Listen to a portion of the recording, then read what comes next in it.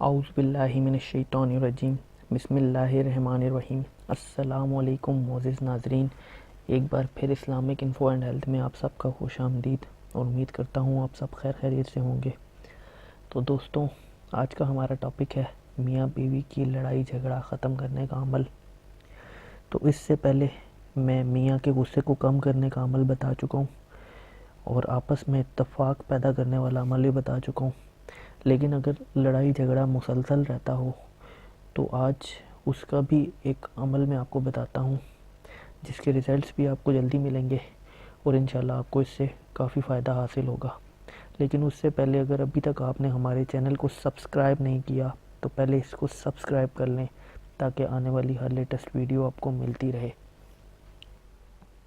دوستوں، اگر آپ کے درمیان کسی نے غلط فہمی ڈالی ہے اور آپ کی گھریلو زندگی کافی ڈسٹرب ہے، تو اس کے لیے آپ کو اللہ کا یہ نام یا مانعو اس کا ورد کرنا ہے، اور اس کو ورد کرنے کا جو ٹائم ہے وہ آپ عشاء کی نماز کے بعد بھی کر سکتے ہیں، اور اگر چاہیں تو سوتے وقت اس کو پڑھیں اور پڑھتے پڑھتے سو جائیں۔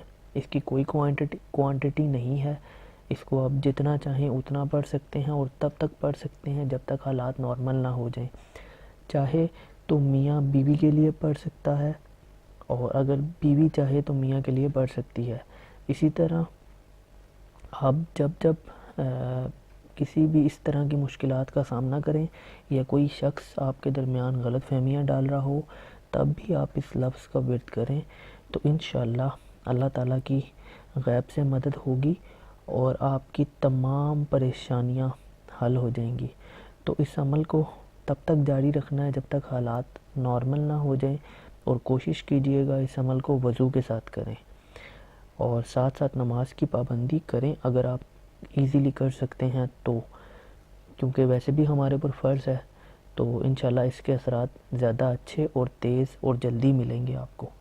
تو یہ تھی آج کی ہماری ویڈیو۔ اگر ویڈیو پسند آئی ہو تو ویڈیو کو لائک کیجئے گا، کمنٹ کیجئے گا، اور چینل کو سبسکرائب کیجئے گا، تاکہ آنے والی ہر لیٹسٹ ویڈیو آپ کو ملتی رہے۔ اپنا بہت خیال رکھیے گا۔ اللہ حافظ۔